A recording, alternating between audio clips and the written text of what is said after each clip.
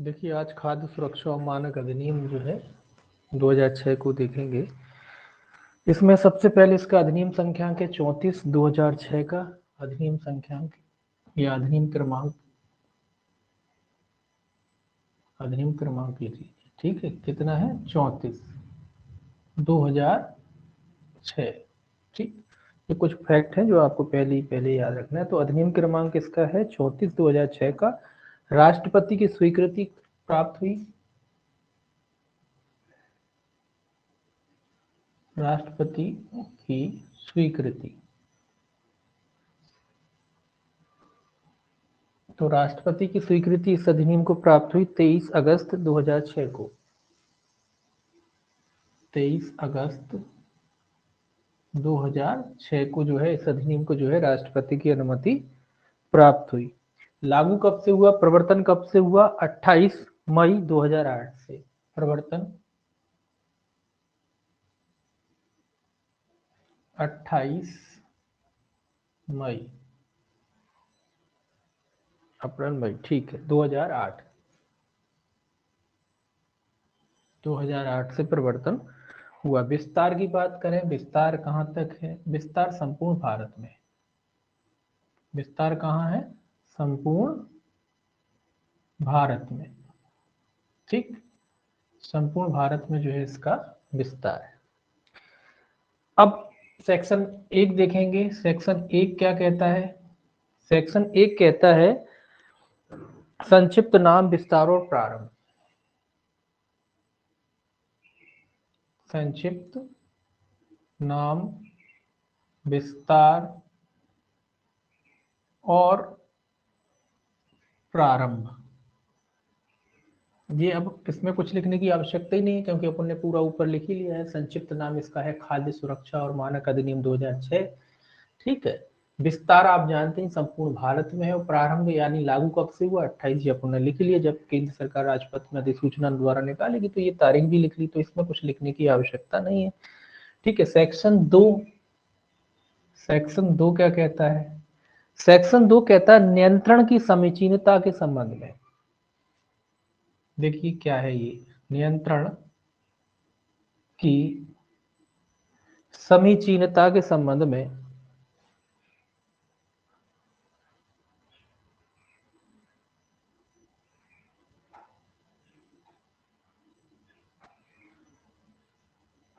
ठीक है, संघ द्वारा घोषणा,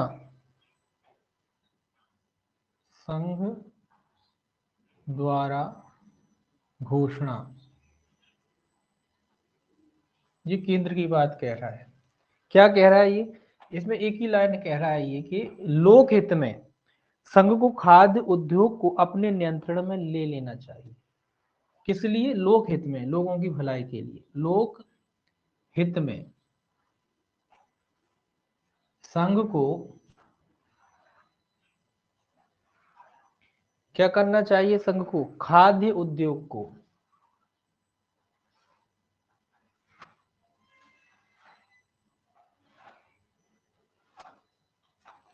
अपने हाथों में या अपने नियंत्रण में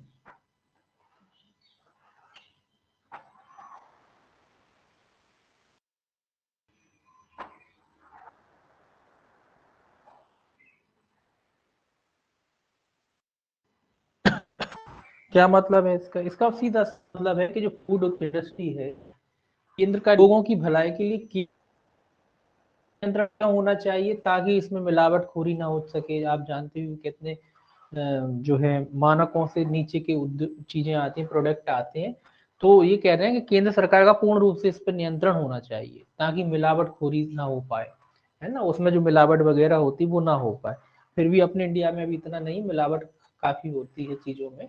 आपने देखा होगा नकली भी चीजें आती हैं, लेकिन कई देश ऐसे हैं जहाँ मिलावट करने पे काफी सजाएं भी होती हैं और लोग मिलावट कर भी नहीं पाते। ठीक है, तो वो उसी के बारे में कह रहा है कि ताकि हम भी उस स्तर पर पहुंच पाए कि लोग चीजें जो है, प्रोडक्ट जो है आपको अच्छे मिले, मिलावट से मुक्त मिले। और मिलावट से मुक्त तब मिलेंगे जब केंद्र सरकार उसको अपने नियंत्रण में लेगी। ठीक है, ये धारा 2 में जो है बात कही गई है।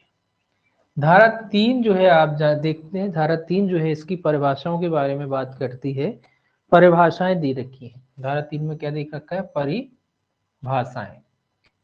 तो इसमें जो परिभाषा है वो धारा 2 में ना होकर के कहाँ दी गई है? 3 में दी गई है। सबसे पहले ए में जो है अपद्रव्य की परिभाषा दे रखी है, यानी 3A में। तो ए में काय की परिभाषा दे रखी? अपद्रव्य। अपद्रव्य होता क्या है? ये इंपॉर्टेंट परिभाषा है, ठीक है। अपद्रव्य की परिभाषा जो है आपकी पहले ए में ही दे रखी। तो अपद्रव्य क्या होता है?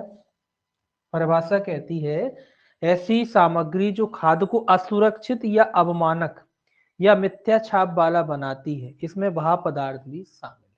ये इंपॉर्टेंट है, परिभाषा पूछी जाती है। अपद्रव्य होता क्या है? मतलब जिससे खाद्य क्या हो जाता है, इसमें लिखा है ऐसी सामग्री जो खाद्य को असुरक्षित बनाती। कुल मिला के अपद्रव्य क्या है? एक सामग्री है। ऐसी सामग्री, सामग्री यानी मटेरियल है, सामग्री है मटेरियल। ऐसी सामग्री, तो ये एक प्रकार की सामग्री, एक प्रकार का मटेरियल है, ठीक है, जो खाद्य को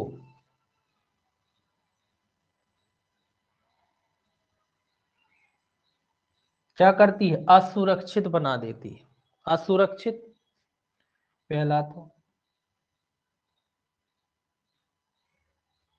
मतलब ये एक प्रकार का मटेरियल है, एक प्रकार का आप कुछ भी कह लीजिए, मिक्सर है, कुछ भी है, जिस आप जो आप खाद्य में मिलाते हैं उसे खाद्य पदार्थ क्या हो जाता है? असुरक्षित हो जाता है, या क्या हो जाता है? अवमानक हो जाता है। असुरक्षित नहीं हुआ तो क्या हो गया? अवमानक। देखिए दोनों अलग अलग चीजें हैं। असुरक्षित मतलब आप खाएंगे पॉइजनस हो गया है, आपके स्वास्थ्य के लिए हानिकारक हो गया, ये वाली बात आ गई। अवमानक का मतलब होता है उसकी क्वालिटी वो नहीं रही जो आपने मांगी थी, ठीक है। जैसे कि दो तरीके की अशुद्धियां होती हैं। एक तो ऐसी अशुद्धि होती है कि जब आप खाओगे तो उससे आपके, आप देखते हो कई बार फूड पॉइजनिंग हो जाती है, तो वो असुरक्षित हो गया स्वास्थ्य के लिए। एक ऐसी अशुद्धि होती है कि उसमें आपको स्वास्थ्य को हानिकारक तो नहीं होता है, लेकिन उससे जो क्वालिटी आपने मांगी, उदाहरण के लिए घी में आजकल डालडा मिला दिया या कुछ और मिला दिया, आप खा रहे हो, डालडा खा रहे हो, तो वो अवमानक हो गया। आप घी मांगने गए, आपको वो डालडा दे रहे हैं, ठीक है, तो इस तरीके का वो अवमानक हो गया। जो क्वालिटी चाहिए थी वो नहीं, तो वो भी अपद्रव्य ही कहलाएगा। या मिथ्या छाप वाला बनाती है, या मिथ्या छाप की परिभाषा भी आगे आएगी। मिथ्या छाप वाला बनाती है, या क्या करती है? एक मिनट, ज्यादा हो गया। मिथ्या छाप वाला बनाती है, ठीक है। या इससे क्या हो जाता है? मिथ्या छाप वाला बनाती है। इसमें बाह्य पदार्थ भी शामिल है, ये कह रहा है इसमें बाह्य पदार्थ,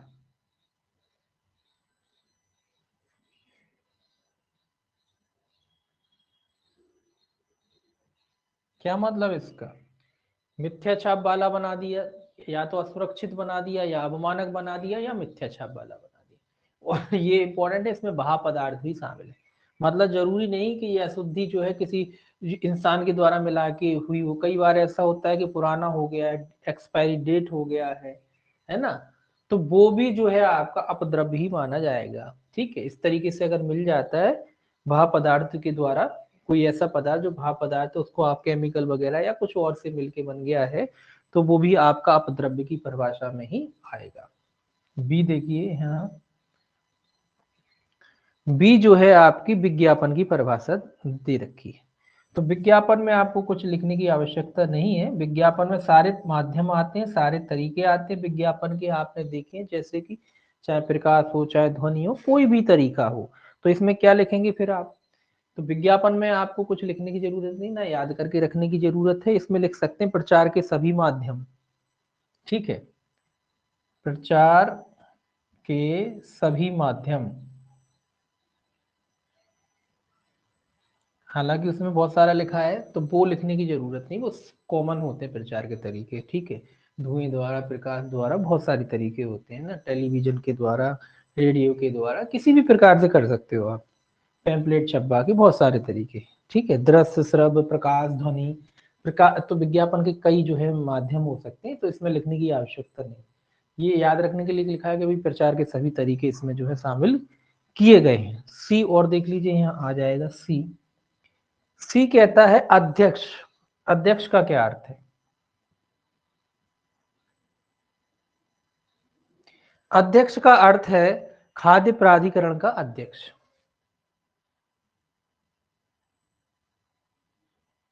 प्राधिकरण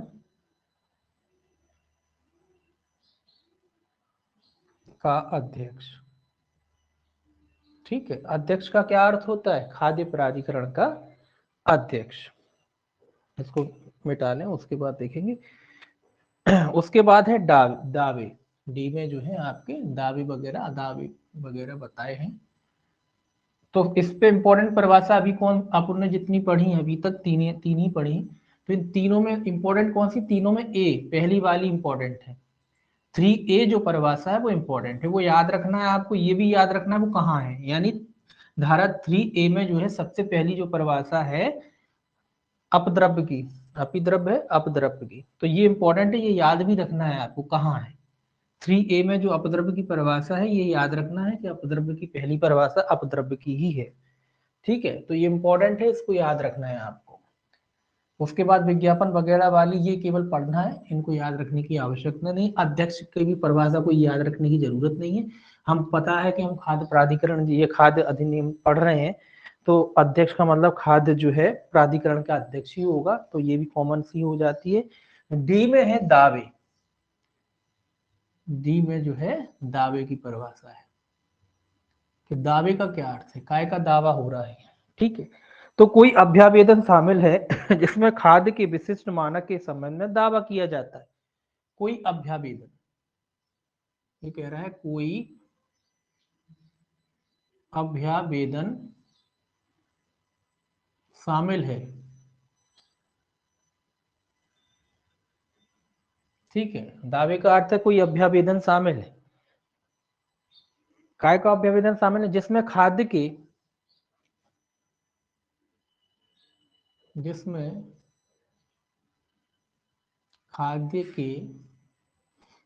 विशिष्ट मानक के संबंध में, विशिष्ट मानक के संबंध में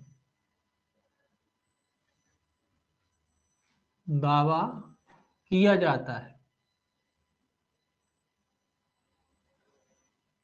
क्या मतलब हुआ इसका?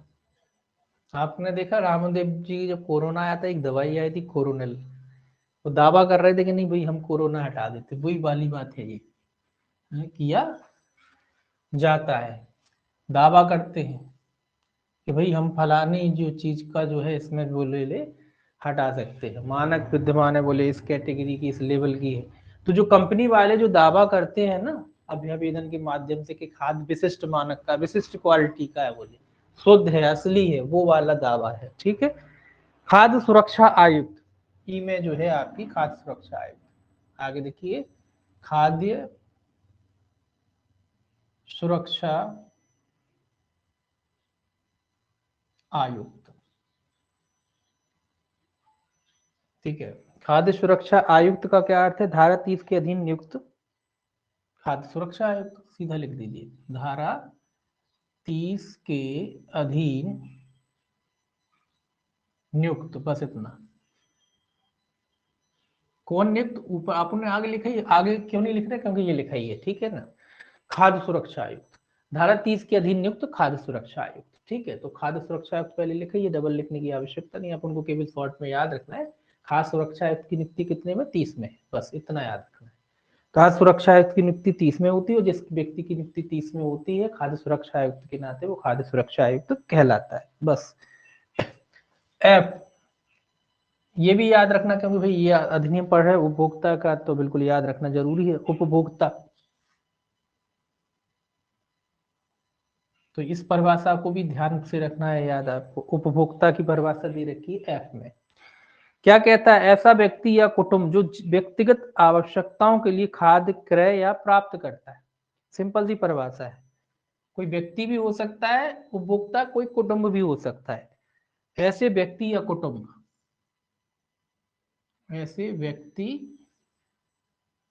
या कुटुंब जो व्यक्तिगत आवश्यकताओं के लिए, व्यक्तिगत, देखिए क्या शब्द आया, व्यक्तिगत आवश्यकताओं के लिए,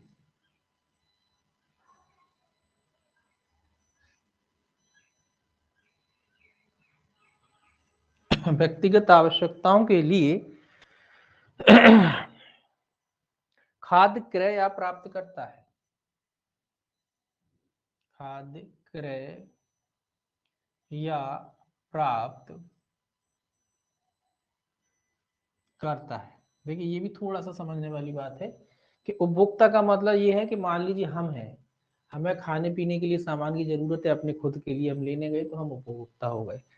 अब हम खाने पीने के लिए जरूरत नहीं, हम व्यापारी हैं, कोई व्यापार करते हैं, कंपनी से खरीदते हैं, बेचते हैं, तो फिर हम वहाँ उपभोक्ता नहीं है। उपभोक्ता वही है जो खुद के लिए जो है उसको खरीदता है, इसीलिए लिखा है व्यक्तिगत आवश्यकताओं, जो खुद के लिए स्वयं के लिए खरीदता है, स्वयं के खाने पीने की आवश्यकता होती है। आप अब व्यक्तिगत आवश्यकता यही है, आप खाद्य क्यों खरीदा जाता है, खाने पीने के लिए, है ना। कोई भी चीज खरीदने जाते हो अपने परिवार के लिए, खाने पीने के लिए, हर महीने का राशन कह लो ना जो खरीदने जाता है, तो जो राशन खरीदने जाता है महीने का, वो व्यक्ति उपभोक्ता है खुद के लिए। आप बेचने के लिए खरीदोगे तो आप उपभोक्ता नहीं कहलाओगे, इसीलिए लिखा है व्यक्तिगत आवश्यकताओं के लिए, अपनी निजी आवश्यकताओं के लिए जो व्यक्ति खरीदता है वही है उपभोक्ता की परिभाषा में शामिल। एफ के बाद आता है जी, एफ के बाद जो है आपका जी आता है।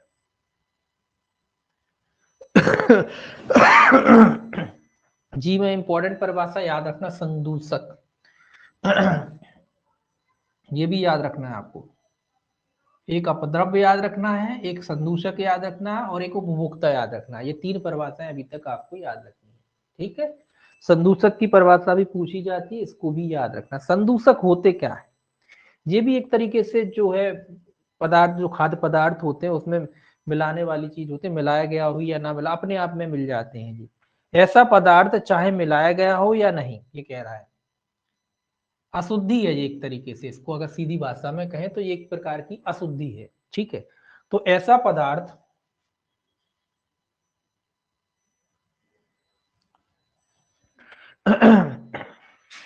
चाहे मिलाया गया हो या नहीं, चाहे मिलाया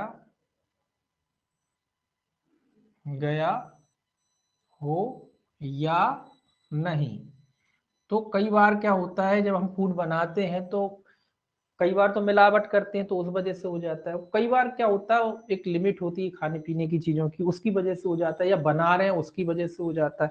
तो इसीलिए लिखा है ऐसा पदार्थ चाहे मिलाया गया हो या नहीं। खाद्य उत्पादन, ये देखिए कैसे आ जाता है, ये कह रहा है खाद्य उत्पादन, उत्पादन, उत्पादन का मतलब है जब खाद्य बनाया जा रहा है, कोई भी खाने पीने की चीज जब बनाई जा रही है उस समय आ जाता है, या उत्पादन के अलावा विनिर्माण, उसका विनिर्माण हो रहा है, मेकिंग हो रही है, मेकिंग के समय आ जाता है, या प्रसंस्करण हो रहा है उसका, खाने की जो प्रक्रियाएं होती है ना, जब कोई भी प्रोडक्ट बनता है तो उत्पादन, विनिर्माण, प्रसंस्करण, ये कह रहा है, इसीलिए पूरे शब्द लिखे हैं। प्रसंस्करण, उपचार, पैकिंग, ये क्या है, ये प्रक्रियाएं होती हैं जब भी कोई प्रोडक्ट बनता है, चाहे वो खाने पीने का हो या कोई अन्य प्रोडक्ट हो। तो उत्पादन, विनिर्माण, प्रसंस्करण, उपचार, है ना, पैकिंग, ये सारी प्रक्रियाएं होती हैं। पैकिंग आदि, ठीक है, के परिणाम स्वरूप या पर्यावरणीय रूप से संदूषक के रूप में विद्यमान है, के परिणाम स्वरूप, स्वरूप, या फिर प्राकृतिक भी हो सकता है, या पर्यावरणीय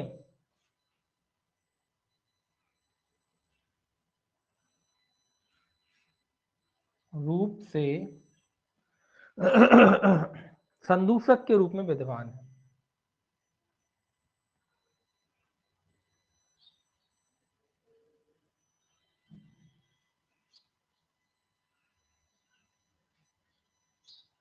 ठीक है, ये क्या हो रहा है, ये कह रहा है कि जब आप प्रोडक्ट बना रहे हो खाने पीने का, उसके निर्माण की प्रक्रिया के द्वारा, प्रसंस्करण की प्रक्रिया के द्वारा, उपचार के द्वारा, पैकिंग के द्वारा, या के परिणाम स्वरूप इसमें आ जाता है संदूषक के रूप में, या फिर प्राकृतिक रूप से या पर्यावरणीय रूप से जो है उसमें विद्यमान होता है, उस चीज को संदूषक कहते हैं। तो जरूरी नहीं कि संदूषक, संदूषक मतलब बाह्य पदार्थ है एक तरीके से। संदूषक मतलब क्या होता है, बाह्य पदार्थ होता है जो प्राकृतिक रूप से भी आ सकता है, या फिर जो उपचार वगैरह प्रक्रिया करें उसके माध्यम से भी आ सकता है। तो उसको क्या कहते हैं, उसको संदूषक कहते हैं।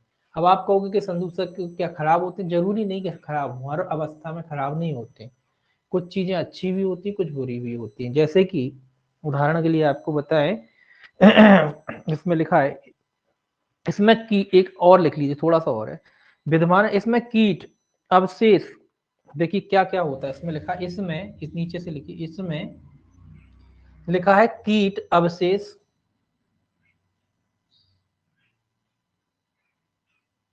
अवशेष मतलब एक कीट अवशेष है, कोई कीट वगैरह उसका अवशेष है तो वो संदूषक है। कृत्रिम या कृंतक रोम, रोम वगैरह, ठीक है, ये भी संदूषक माना जाएगा। और बाह्य पदार्थ शामिल नहीं है, ये कह रहा, और बाह्य पदार्थ शामिल नहीं है, सॉरी, इसमें कीट अवशेष, कृंतक रोम और बाह्य पदार्थ, ये अपवाद है, इसके पदार्थ शामिल नहीं है, ये कह रहा है, उल्टा कह रहा है। ये कह रहा है कि इसमें कीट अवशेष, कृंतक रोम वगैरह, जो कीट वगैरह मिल गए हैं, रोम वगैरह मिल जाते हैं, या इसमें कोई भाप पदार्थ जो मिल जाता है वो इसमें शामिल नहीं होते हैं। ठीक है, तो संदूषक जो है किसी भी माध्यम से आ सकते हैं, प्राकृतिक रूप से आ सकते हैं, या पैकेजिंग की प्रक्रिया के द्वारा आ सकते हैं, निर्माण की प्रक्रिया के द्वारा आ सकते हैं। अशुद्धियां हैं कुल मिला के ये, ठीक है, ये क्या है, अशुद्धियां हैं जो मिल जाती हैं। तो अशुद्धि है जी, बस इतना ही याद रखें, अशुद्धि है, ज्यादा कुछ नहीं। और अशुद्धियां दो प्रकार की हो सकती हैं, स्वास्थ्य के लिए हानिकारक भी हो सकती हैं, और कुछ ऐसी होती है कि इनसे स्वास्थ्य में कोई फर्क नहीं पड़ता, तो दोनों तरीके की हो सकती है। एच देखिए, एच है अभिहित अधिकारी,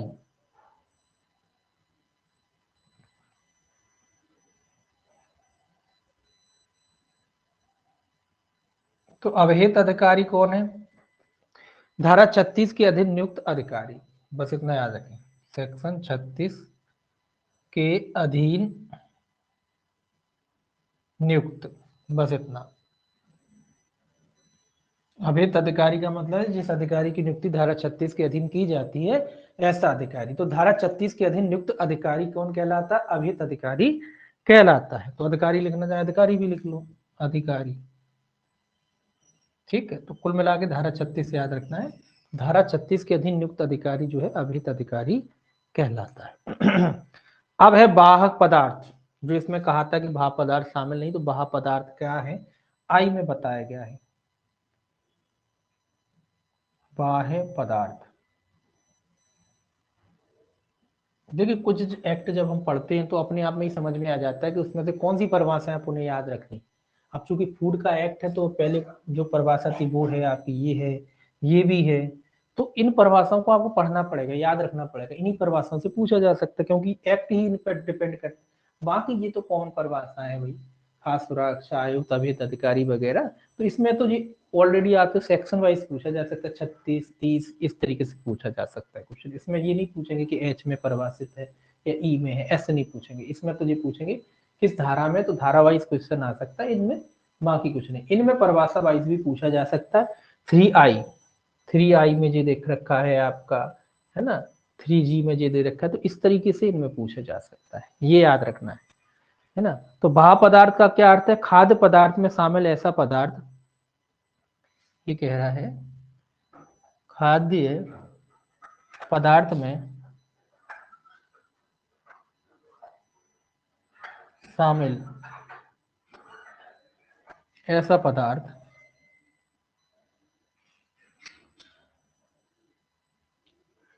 खाद्य पदार्थ में शामिल ऐसा पदार्थ जो विनिर्माण, पैकेजिंग, प्रसंस्करण, वही वही सारी बातें आएंगी, जो विनिर्माण,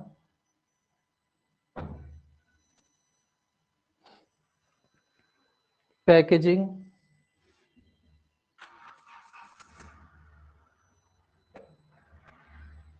प्रसंस्करण, ठीक है, निर्माण, पैकेजिंग, प्रसंस्करण, कच्ची सामग्री, कच्ची सामग्री आदि, ठीक है, आदि के द्वारा आ जाता है, के द्वारा आ जाता है, ठीक है, आ जाता है या इसमें मिलाया जाता है, या इसमें मिलाया जाता है,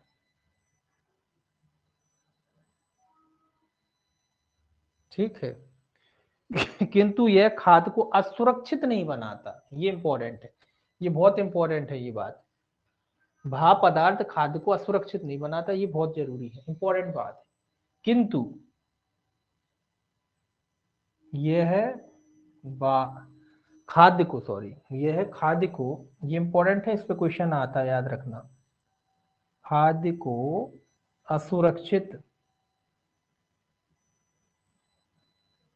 नहीं बनाता,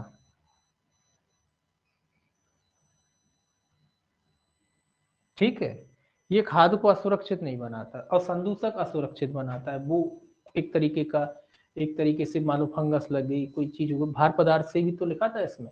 तो कोई ये, और इन दोनों की परिभाषा आप देखो, एक से लगा है, इसमें लिखा है ऐसा पदार्थ चाहे मिलाया गया हो या नहीं मिलाया गया हो, ठीक है, ये संदूषक है, मिलावट है ये, संदूषक का मतलब है मिलावट, ठीक है, ये मिलावटखोरी की बात है, ये संदूषक, चाहे आपने उसमें मिलाया हो या अपने आप हो गई हो, तो मिलावट मिलावट कहलाएगी, चाहे आप मिलाओ चाहे वो प्राकृतिक या पर्यावरणिक तरीके से मिल जाए, ठीक है। और ये भाप पदार्थ का अर्थ है कोई, कई बार ऐसा होता है कि जब आप फूड बनता है या कोई भी चीज बनती है, तो उसको सुरक्षित रखने के लिए उसमें कुछ चीजें मिलाई जाती हैं, तो वो भाप पदार्थ कहलाता है।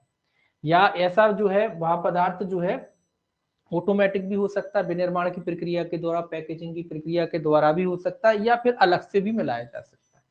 कुछ प्रोडक्ट ऐसे होते हैं जिसमें उनको सुरक्षित रखने के लिए कुछ केमिकल्स मिलाए जाते हैं, हालांकि वो केमिकल्स की एक निश्चित मात्रा मिलाई जाती है, खाद्य को सुरक्षित रखने के लिए मिलाई जाती है, तो उससे खाद्य जो है असुरक्षित नहीं होता, उसको आप खा सकते हो, मिलाई उसको इसीलिए जाता है। तो ये लिखा है, इससे खाद्य पदार्थ असुरक्षित नहीं होता, ये बहुत ही ज्यादा इंपॉर्टेंट है, इस पे क्वेश्चन बनता है, याद रखना कि भाप पदार्थ से खाद्य असुरक्षित हो जाता है, असुरक्षित नहीं होता, इस प्रकार से क्वेश्चन बनता है, इसको याद रखना आपको, ये काफी इंपॉर्टेंट है, ठीक है। तो भाप पदार्थ के बारे में इसी प्रकार का क्वेश्चन आता है, इसको आप ध्यान में रखना, भाप पदार्थ के मिलने से जो है, अब ये तो सिंपल बात हो गई, आपको याद भी हो गया कि भाप पदार्थ जो है प्राकृतिक रूप से भी मिलाया जा सकता है, आ सकता है, और मिलाया भी जा सकता है, मतलब आपके द्वारा, किसी अन्य के द्वारा, मतलब जो भी बनाता है वो खुद मिलाता हो, तो मिलाया तो किसी भी तरीके से जा सकता है, अप्राकृतिक रूप से भी आ सकता है और मिलाया भी जा सकता है, ठीक है। लेकिन इससे खाद्य पदार्थ असुरक्षित नहीं होता, ये बात महत्वपूर्ण है, इसको आपको याद रखना है, इस पे क्वेश्चन बनता है, ठीक है।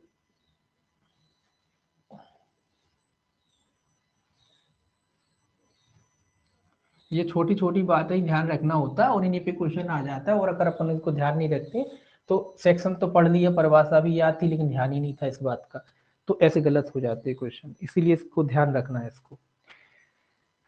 आई के बाद आता है जे, जे कहता है खाद्य, ये भी याद रखना है, खाद्य की परिभाषा है, इसको भी आपको याद रखना है, फूड की परिभाषा है, खाद्य की परिभाषा है, तो ये आपको याद रखना है।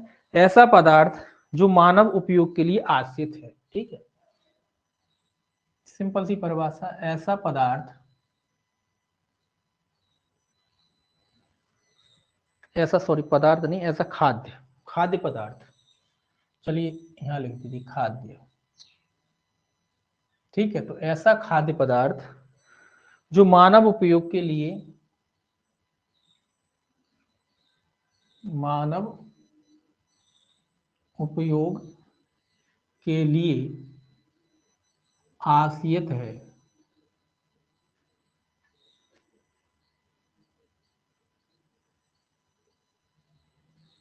ठीक है, मानव उपयोग के लिए जो है आश्रित है, ऐसा खाद्य पदार्थ जो मानव उपयोग के लिए आसियत है। एक मिनट।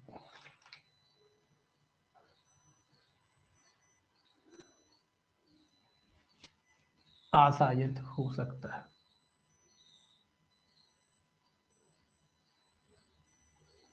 ठीक है, मानव उपयोग के लिए आसायत है, या आसियत है या आसायत है, कुछ भी लिख सकते हैं। चाहे प्रसंस्करण हो, अप्रसंस्कृत हो, या आंशिक रूप से प्रसंस्कृत हो। चाहे कह रहा है प्रसंस्कृत हो, मतलब उसका प्रसंस्करण किया गया हो, कृत हो, चाहे उसका प्रसंस्करण प्रोसेसिंग की हुई हो, अप्रसंस्कृत हो,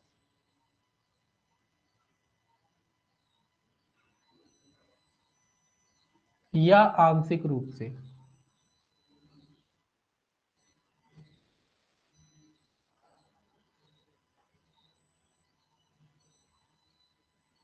प्रसंस्कृत हो। ठीक है, कुछ भी हो, चाहे प्रसंस्करण किया गया हो, नहीं किया गया हो, या फिर आंशिक रूप से किया गया हो, या आंशिक रूप से हो। इसमें खंड, जिसमें खंड जेड के, इसमें खंड, खंड का मतलब है ये जो धारा 3 है उसी का खंड, खंड जेड के, ये परिभाषा है, में परिभाषित प्राथमिक खाद भी शामिल है। में परिभाषित प्राथमिक खाद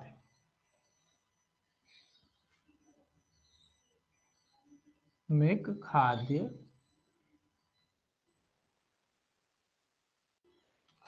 शामिल है। प्राथमिक खाद क्या होती है आगे पढ़ेंगे। जो नेचुरल तरीके से खेतों में किसानों द्वारा उगाई जाती है वो प्राथमिक खाद होती है। कुल मिला के जो खेत खेत से उगी हुई चीज होती है ना, वो प्राथमिक खाद है। पेड़ पौधे लगे, आपने कुछ तोड़ के खा लिया या लगा हुआ है, वो प्राथमिक खाद है। ठीक है, फिर उसकी प्रोसेसिंग होती है, तो वो पदार्थ ही होते हैं खाद। ठीक है, तो प्राथमिक खाद होते हैं जो नेचुरली आप तोड़ के खा लेते हो, वो प्राथमिक खाद होते हैं। जो किसान उगाता है आप खाते हो, सब्जियां है, ये प्राथमिक खाद्य है। ठीक है, ये सारी चीजें तो प्राथमिक खाद्य शामिल है। आगे लिखा है केंद्र सरकार किसी पदार्थ को खाद्य पदार्थ घोषित कर सकती है। इसी में केंद्र सरकार किसी पदार्थ को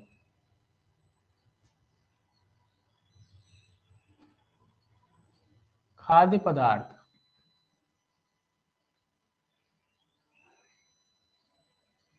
घोषित कर सकती है।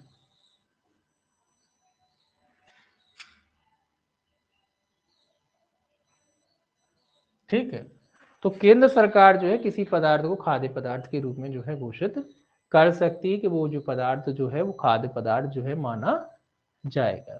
ठीक, ये आपको याद रखना। चलिए एक मिनट।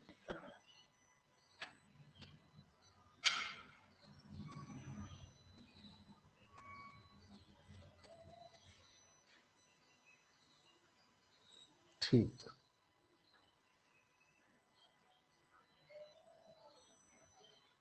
ठीक है, तो केंद्र सरकार किसी पदार्थ को क्या घोषित कर सकती, खाद्य पदार्थ के रूप में जो है घोषित कर सकती।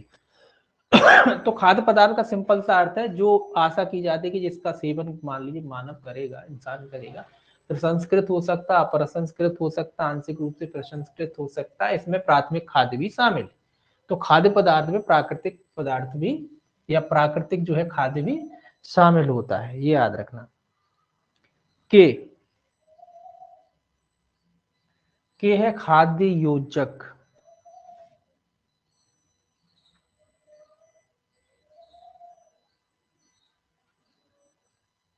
खाद्य योजक क्या होता है? जिसका स्वतः किसी पदार्थ के रूप में उपयोग नहीं किया जाता। ये पूछा जाता है, ये भी परिभाषा आप कहोगे ये नहीं पूछी जाएगी, ये भी पूछी जाती है खाद्य योजक की परिभाषा। ये कह रहा है जिसका स्वतः किसी खाद्य पदार्थ के रूप में उपयोग नहीं किया जाता। जिसका स्वतः किसी खाद्य पदार्थ के रूप में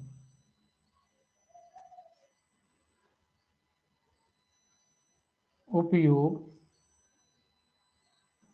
ठीक है, उपयोग नहीं किया जाता है।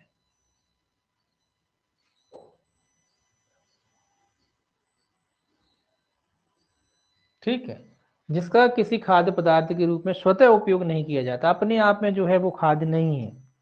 ठीक है, जिसका उपयोग खाद्य के विशिष्ट संघटक के रूप में किया जाता है, जिसका उपयोग उपयोग खाद्य के विशिष्ट संघटक के रूप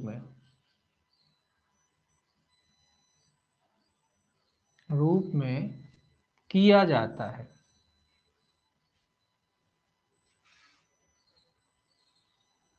किया जाता है, संघटक के रूप में उपयोग किया जाता है, किंतु पोषण गुणवत्ताओं को बनाए रखने या सुधारने के लिए मिलाए गए संदूषक शामिल नहीं है, ये भी याद रखें।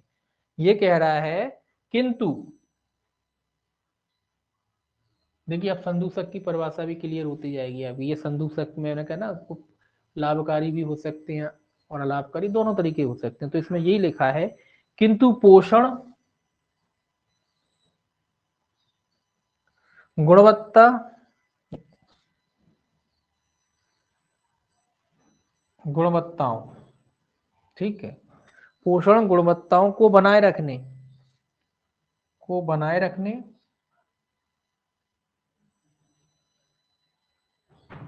या सुधार के लिए सुधार के लिए मिलाए गए संदूषक शामिल नहीं है।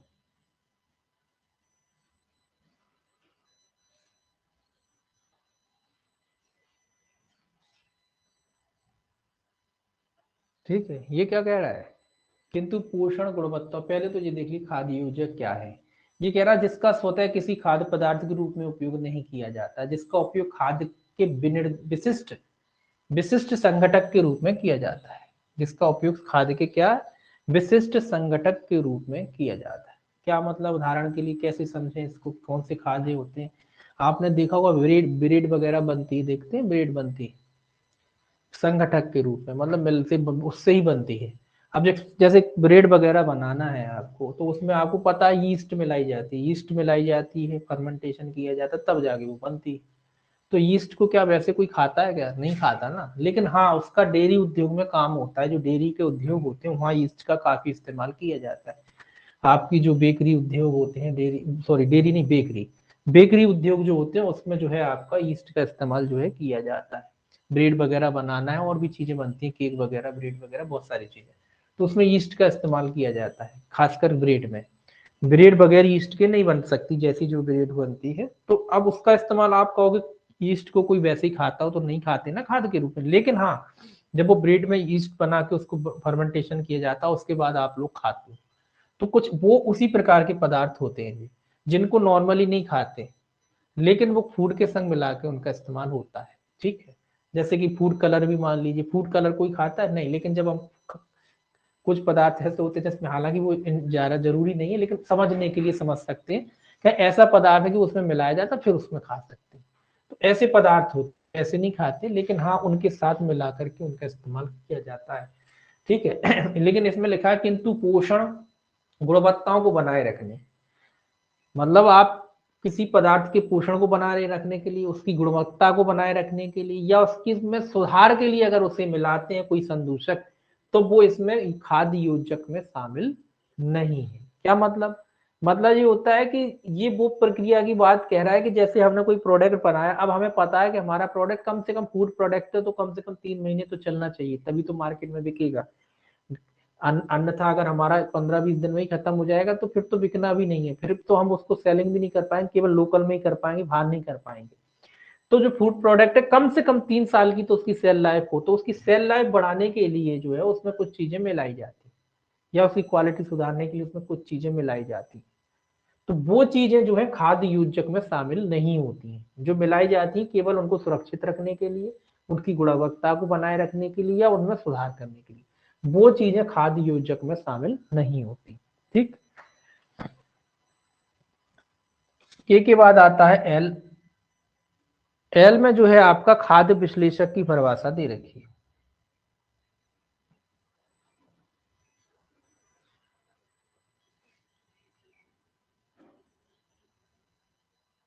ठीक है, खाद्य विश्लेषक। तो इसमें भी कोई खास नहीं, केवल सेक्शन याद रखना है। धारा 35 के अधीन नियुक्त व्यक्ति, सॉरी 45, खाद्य 45 है, धारा 45 45 के अधीन नियुक्त व्यक्ति। ठीक है, धारा 45 के अधीन नियुक्त, बस आगे लिखने की जरूरत नहीं, व्यक्ति क्या कहलाता है? खाद्य विश्लेषक कहलाता है। ठीक, खाद्य विश्लेषक की नियुक्ति कहाँ है? 45। तो केवल धारा याद रखनी, ये लगने की जरूरत नहीं है। ठीक, उसके बाद है खाद्य प्राधिकरण, एल के बाद है एम। एम क्या कहता है? खाद्य प्राधिकरण।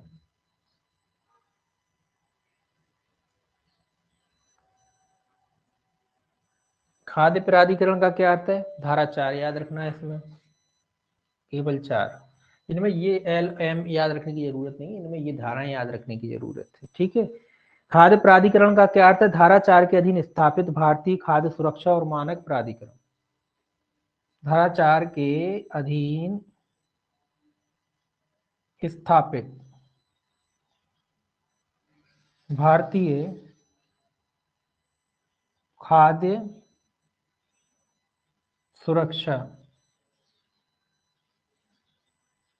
और मानक, जो एक्ट का नाम है, प्राधिकरण। जो एक्ट का नाम है उसमें भारत लगा दीजिए बस। ठीक है, धारा 4 के अधीन स्थापित भारतीय खाद्य सुरक्षा और मानक प्राधिकरण, अधिनियम की जगह लगा दीजिए प्राधिकरण।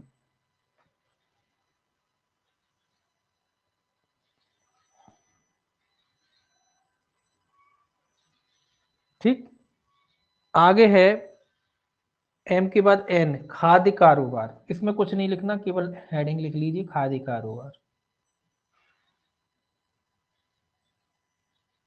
अब इसमें लिखने की जरूरत इसलिए नहीं कि खाद्य कारोबार का मतलब है फूड इंडस्ट्री की बात कह रहा है। फूड इंडस्ट्री का मतलब क्या होता है? जो मानव के लिए, खाने के लिए जो चीजें बनाई जाती है वो सब फूड इंडस्ट्री में आती है, तो इसमें लिखने की जरूरत नहीं है।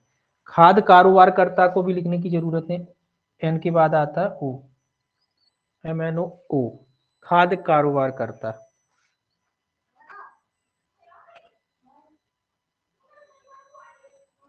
कारोबार करता, तो खाद्य कारोबार करता कौन है? जो फूड का व्यापार करता है, जो खाने पीने का व्यापार करता है, जो खाने पीने की इंडस्ट्री से जुड़ा हुआ है, खाने पीने की चीजें बनाता है, ऐसा व्यक्ति जो है खाद्य कारोबार करता कहलाता है।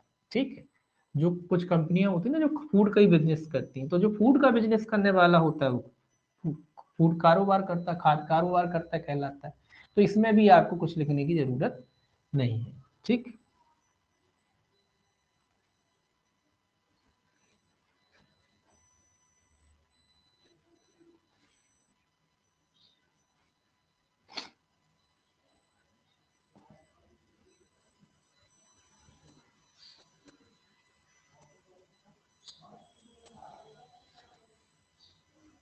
अब देखिए,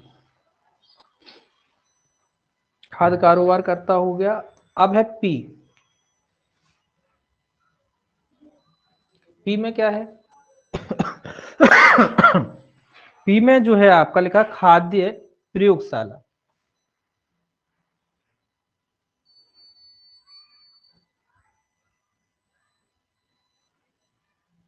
ठीक है, खाद्य प्रयोगशाला की बात कर रहा है।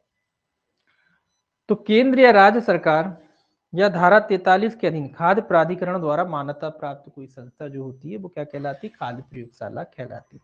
तो केंद्र या राज्य सरकार, ये कह रहा है केंद्र या राज्य, केंद्र भी कर सकता है, राज्य भी कर सकता है, मान्यता दे सकता है। या फिर जो है वे कह रहा है सेक्शन 43, सेक्शन 43 के अधीन खाद्य प्राधिकरण द्वारा, 43 के अधीन, किसके द्वारा? खाद्य प्राधिकरण द्वारा।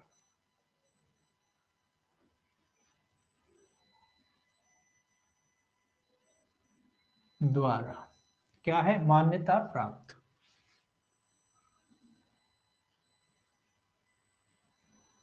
ठीक। तो खाद्य प्रयोगशाला है जहाँ पे खाद्य की टेस्टिंग वगैरह की जाती है। तो मान्यता कौन कौन दे सकता है? केंद्र सरकार के द्वारा, राज्य सरकार के द्वारा, या फिर जो खाद्य प्राधिकरण होता है उसके द्वारा भी जो इनको मान्यता दी जा सकती है। तो खाद्य प्रयोगशाला, ये भी याद रखना है आपको, पी में है। और क्यू, खाद्य सुरक्षा। पी के बाद आता है आपका क्यू।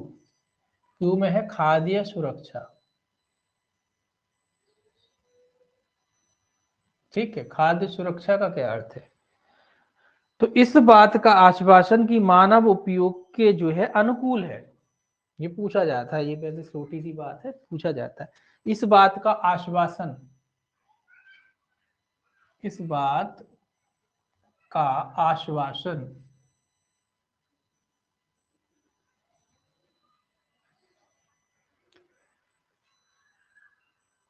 आश्वासन की मानव उपयोग के अनुकूल है। ठीक है, इस बात का आश्वासन के मानव उपयोग के जो है अनुकूल है, ख्याल रखिए। ठीक है, मानव उपयोग के जो है अनुकूल है, इस बात का आश्वासन देना दूसरों को। ठीक है, खाद्य सुरक्षा का अर्थ है इस बात का आश्वासन कि हाँ ये हमारा जो प्रोडक्ट है बहुत ही बेहतरीन है, इसका इस्तेमाल किया जा सकता है, इसको आप खा सकते हैं। खाद्य सुरक्षा संपरीक्षा, आर में देखिए क्या है। आर में है खाद्य सुरक्षा संपरीक्षा। ठीक है, खाद्य सुरक्षा संपरीक्षा। नोट करते रहना ये सब चीजें, नहीं आप करो नहीं। ठीक है, नोट कर लीजिए और इनको पढ़ते रहिए। यही सिलेक्शन की चीजें होती हैं। सिलेक्शन के लिए आपके नोट्स तैयार रहने चाहिए, तभी बात तो तब होती है जब आपको डायरेक्ट उठाने ना पड़े, अपने नोट्स को उठाइए पढ़ लीजिए। और जो लोग नहीं करते तैयारी, याद हो रहता है सब रहता है, लेकिन एंड टाइम पे दिक्कत क्या आती है? रिवीजन की। वही समस्या सबसे बड़ी समस्या होती है, और हर आदमी बार बार वही गलती करता है, नोट्स नहीं बनाता। आपने नोट्स बना लिए अपने, अब आपको क्या करना, आपको डायरेक्ट उठाने की भी जरूरत नहीं, क्योंकि आपने सारे फैक्ट लिख लिए। अब आप उठाइए और बस उनको पढ़ते जाइए, दो चार बार पढ़ी के फेंक दोगे आप, है ना। इतने इतने बड़े भी नहीं है। और अब डायरेक्ट अगर उठाओगे तो दिक्कत आएगी क्योंकि ऐसा लगेगा कि बहुत सारा है, और फिर दिक्कत आती है। लेकिन जब आप अपने नोट्स उठाओगे तो वही चीज आपको सरल लगेगी तो आप इसको तो 4-5 बार फेर सकते हो। अभी 1 महीना है तो अभी इसको 4-5 बार आराम से फेर सकते हो, 4-5 बार भी आराम से फेर सकते हो। ठीक है ना। अब जब आप 4-5 बार फेर के जाओगे और जो व्यक्ति ने नोट्स नहीं बनाए वो एक बार भी नहीं पढ़ पाएगा ढंग से, तो किसका परफॉर्मेंस अच्छा रहेगा? आप ही का रहेगा ना। तो इसीलिए कहते हैं इनको बनाइए और फिर उनको जो है अच्छे से बार बार रिवीजन करिए। ठीक है, और ये मत सोचिए कि याद हो रहा है कि नहीं हो रहा, बस रिवीजन करते जाइए बार बार। तो जब 2-3 बार रिवीजन ऑटोमेटिक होता है, अपने आप याद हो जाती हैं चीजें। ठीक है, तो खाद्य सुरक्षा संपरीक्षा का अर्थ लिखा है विनिर्माण इकाइयों द्वारा, क्या लिखा है? विनिर्माण इकाइयों द्वारा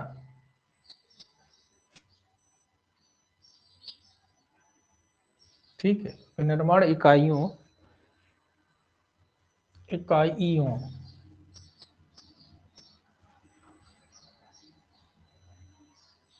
इकाइयों द्वारा खाद्य की जांच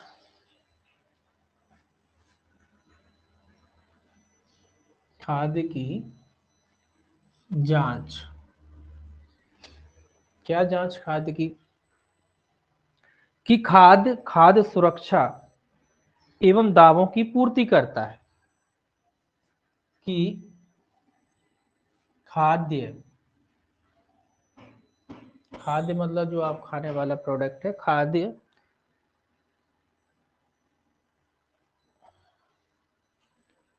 खाद्य सुरक्षा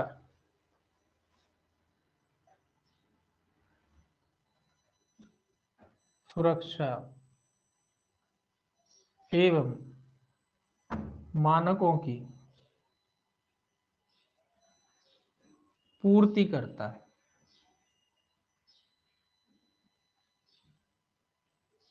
ठीक है, मानवों की पूर्ति करता है, ये आपको याद रखना है।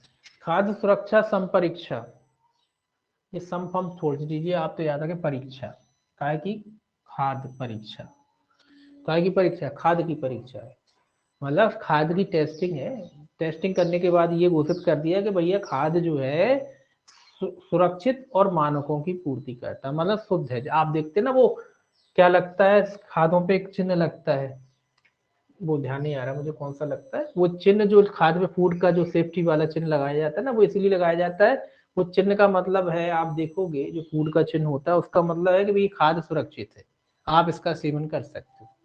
भारतीय खाद्य मानक प्राधिकरण के द्वारा जो है चेकिंग वेकिंग की जाती है, उसके बाद उसको एक सील है। वो बात अलग है कि भारत में तो हर पदार्थों में वो लग जाता है, हर पदार्थों पे लग जाता है, भले ही वो सुरक्षित हो ना हो, उन पे लगा देते हैं जिन लोग। लेकिन नियम ये है कि अगर वो लगाए चिन्ह तो इसका मतलब आप FSC कुछ होता है, मुझे ध्यान नहीं आ रहा, तो वो जो चिन्ह होता है, जैसे ISI का चिन्ह होता है ना प्रोडक्टों के लिए कि बेस्ट क्वालिटी के प्रोडक्ट है, तो उसी प्रकार से ये खादों के लिए, फूड के लिए भी एक चिन्ह होता है, वो लगा देते, सील लगा है, इसका मतलब आप समझ लो वो बेस्ट है, खा सकते हो।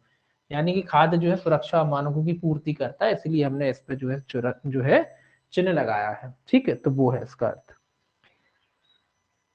आर के बाद आता है एस। देखिए, एस कहता है खाद्य सुरक्षा प्रबंधन प्रणाली, खाद्य सुरक्षा प्रबंधन प्रणाली। ठीक है, खाद्य सुरक्षा प्रबंधन प्रणाली, क्या अर्थ है इसका? इसका अर्थ है उत्तम किस्म की ऐसी पद्धतियां, क्या है, उत्तम किस्म की, बेस्ट क्वालिटी की, उत्तम किस्म की ऐसी पद्धतियां,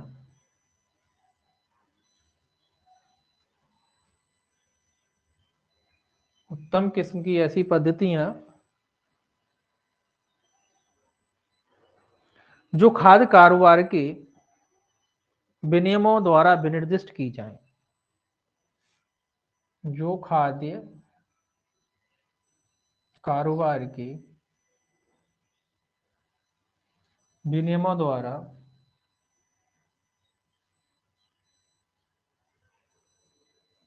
विनिर्दिष्ट की जाए, विनिर्दिष्ट की जाए, अपनाना। ये कह रहा है बेस्ट क्वालिटी की जो है, ये जो है पद्धतियां हैं जो खाद्य कारोबार के विनियमों द्वारा, जो रेगुलेशन है उनके द्वारा उनको तय किया जाता है, और उनको अपनाना, उन बेस्ट क्वालिटी को अपनाना, कुल मिला के ये कह रहा है। खाद्य सुरक्षा प्रबंधन प्रणाली का अर्थ होता है मैनेजमेंट का एक सिस्टम।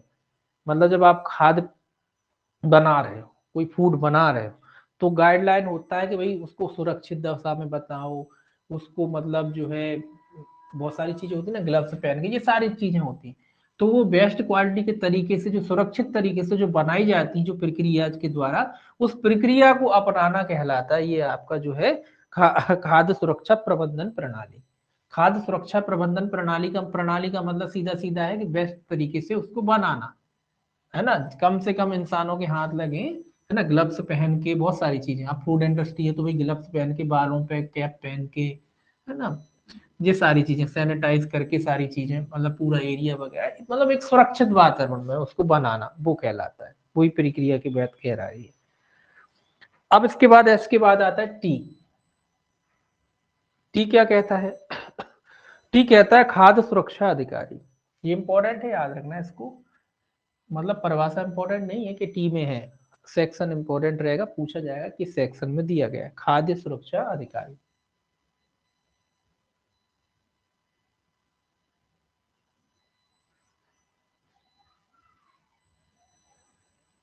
ठीक है, खाद्य सुरक्षा अधिकारी तो कौन होता है? तो धारा 37 के अधीन नियुक्त अधिकारी, बस 37 याद रखना है, धारा 37 के अधीन नियुक्त अधिकारी।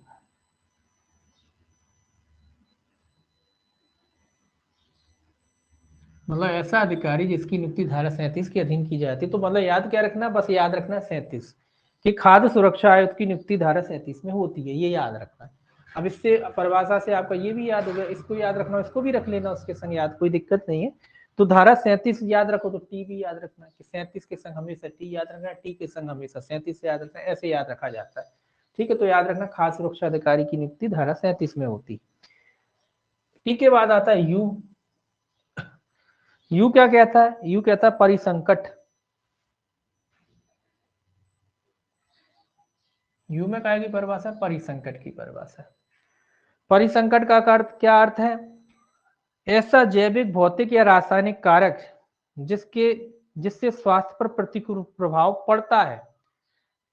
क्या कह रहा है, ऐसा जैविक, जैविक भी हो सकता है, ऐसा जैविक भौतिक भी हो सकता है, या फिर रासायनिक, या रासायनिक कारक। कारक मतलब वजह, कोई कारक जिससे क्या पे स्वास्थ्य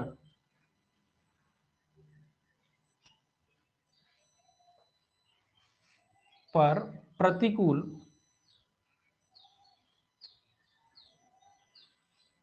प्रभाव पड़ता है। ठीक है, ये कह रहा है कि भाई परिसंकट का मतलब है चाहे जैविक रूप से हो, चाहे भौतिक रूप से हो, या रासायनिक रूप से हो, कोई भी कारक, कोई भी वजह जिससे स्वास्थ्य पर प्रतिकूल प्रभाव पड़ता है, वो आपका जैविक कारक कहलाता, मतलब परिसंकट की परिभाषा में आता है। ठीक। इसके बाद आता है यू के बाद वी। इसमें लिखे आयात की परिभाषा। इसमें कुछ नहीं लिखना आपको, ठीक है। अब आयात निर्यात क्या होता तो वो परिभाषा में लिखने की आवश्यकता नहीं, केवल हेडिंग लिखे रहे। आयात मतलब आप जानते हो मंगाना, क्या मंगाना, फूड है तो फूड ही मंगाना। बी के बाद आता है डब्लू। डब्लू क्या कहता है, सुधार सूचना।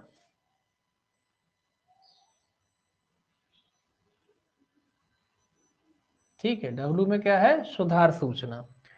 तो सुधार सूचना का अर्थ है 32 के अधीन जारी की गई सूचना, धारा 32 के अधीन, 32 के, ये याद रखना, सुधार सूचना किसके अधीन जारी की गई, 32, धारा 32 के अधीन जारी की गई अधिसूचना। ठीक है, सुधार सूचना का मतलब है धारा 32 के अधीन जारी की गई कोई अधिसूचना, ठीक है, सुधार के बारे में। डब्लू के बाद आता है एक्स। एक्स है शिशु खाद्य और शिशु दुग्ध, बेबी प्रोडक्ट है ये। शिशु खाद्य एवं एवं और, एवं या और लिख लो, कोई फर्क नहीं पड़ता, और लिखा है वैसे, और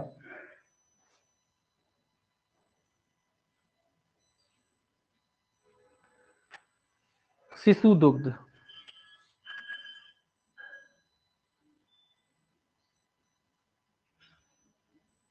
ये बेबी प्रोडक्ट के बारे में बात कह रहा है। इसमें भी कुछ नहीं लिखने की जरूरत, सभी जानते हैं।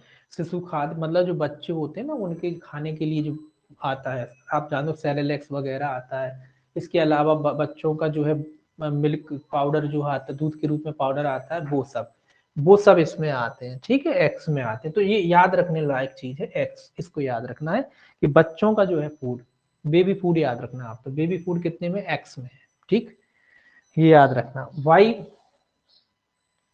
वाई, वाई क्या कहता है, संगठक।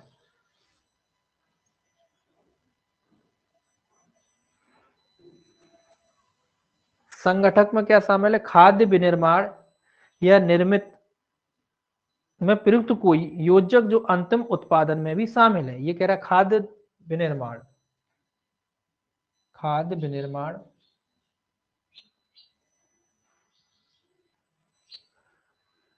या निर्मित में, निर्मित में या तो बनाते समय या वो निर्मित हो चुका उस समय, बने गई में, या तो बनाने के समय या बने बनाए में, दोनों बात है। निर्मित में प्रयुक्त कोई योजक, प्रयुक्त कोई योजक, योजक अपन पहले ही पढ़ के चुके हैं कि कोई चीज ऐसी मिलाई जाती है उसमें, वो योजक कहलाता है। योजक जो अंतिम उत्पादन में भी शामिल, अंतिम उत्पादन में भी शामिल है। ठीक है, तो एक संघटक का मतलब है जो भी मिलाया जाता है, पहले मिलाया गया हो, बने बनाए में मिलाया गया हो, और जब कुल मिला के जो प्रोडक्ट हमें मिला उसमें वो तत्व विद्यमान है, वो संघटक कहलाता है। ठीक है, संघटक मतलब जो चीज पहले मिलाई गई हो या बनी बनाई में मिलाई गई हो, और जब कुल मिला के जो प्रोडक्ट हमारे पास आ रहा है वो चीज मिली हुई है, तो वो है संघटक कहलाती है। क्योंकि संगठकों से मिलकर ही चीज बनती है ना।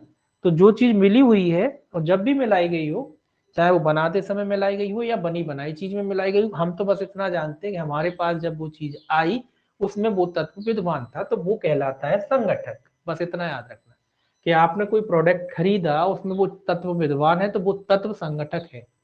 अब वो कब मिलाया गया उससे अपने मतलब नहीं, चाहे वो विनिर्माण के समय मिलाया गया हो या बनाने के बाद मिलाया गया हो, हमारे को जो प्रोडक्ट मिला उसमें वो तत्व विद्यमान था, तो वो तत्व संघटक कहलाता है। ठीक, इसके बाद आता है जेड। जेड में क्या है? जेड में है लेबल। अब लेबल की परिभाषाएं भी नहीं लिखना है, केवल शब्द याद रखें। लेबल वेबल की परिभाषा कुछ नहीं पढ़ना, केवल याद रख, वैसे लिख लीजिए लेबल। तो लेबल वेबल तो आप जानते हो, प्रचार विचार के तरीके होते हैं, चिपकाना वगैरह ये सब आते हैं।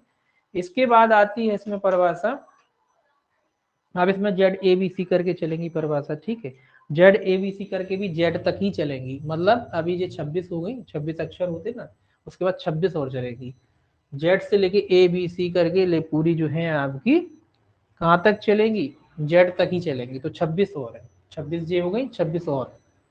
ठीक है, वो कल देखेंगे 26 है, उनको कल देखेंगे, उसके बाद फिर जो है इनको पढ़ेंगे। तो 26 जे है, 26 और है अभी इसमें, 26 जेड तक ही है। अब जेड करके ए बी सी मिलाएंगे, Z A Z B Z C ऐसे चलेगी सारी की सारी। ठीक है, और जेड तक ही चलेंगी। ठीक है, तो टोटल कितनी हो जाएगी? 26। अभी ये जो आपका 2006 में ये एक्ट देख लो ना, अब इतना बड़ा हो गया, इसमें 100 धारा है। इससे पहले एक एक्ट था शायद 1959 ऐसा कुछ एक्ट था फूड का, इसके पीछे लिखा भी हुआ कौन सा, जो पहले जो एडीपीयू हुआ करती थी ना, बहुत पहले जो पहली बार एडीपीयू हुई थी, 2 या 3 एडीपीयू हुई थी, 2 एडीपीयू, तो उनमें वही एक्ट था। वो बहुत छोटा हुआ करता था, उसमें मेरे ख्याल से शायद 30-35 धारा होंगी मुश्किल से, 30-32 धाराओं का एक्ट था, बहुत छोटा सा। और ये इतनी सारी परिभाषा ना ये भी नहीं थी, मुश्किल से उसमें 10, ये आपकी ये खाद्य खाद्य सुरक्षा अधिकारी, ये संगठक, बस यही परिभाषाएं थी, और कोई परिभाषा उसमें थी नहीं। जो अभी जोड़ दी ना ये सब सुधार वगैरह, ये कोई परिभाषा नहीं थी उसमें, अपमिश्रण खाद्य यही परिभाषाएं थी, इसके अलावा कोई परिभाषा नहीं थी, बहुत छोटा सा एक्ट था। अब देखिए 100 का बना दिया उन्होंने, है ना। तो इस तरीके से परिवर्तन होते रहते हैं एक्टों में। कुछ परिवर्तन तो ठीक है कि थोड़े बहुत होते हैं, कुछ परिवर्तन मेजर होते हैं, ये एक्ट में जैसे हुआ मेजर ही है ये परिवर्तन, पूरा का पूरा एक्ट बदल दिया। ठीक, इस तरीके से। चलिए अब कल ही देखेंगे उसको, कल शनिवार है, कल देखेंगे। ठीक, कल पढ़ेंगे, कल देखेंगे, तो कल जो है पूरी परिभाषा कर देंगे खत्म। ठीक, चलिए।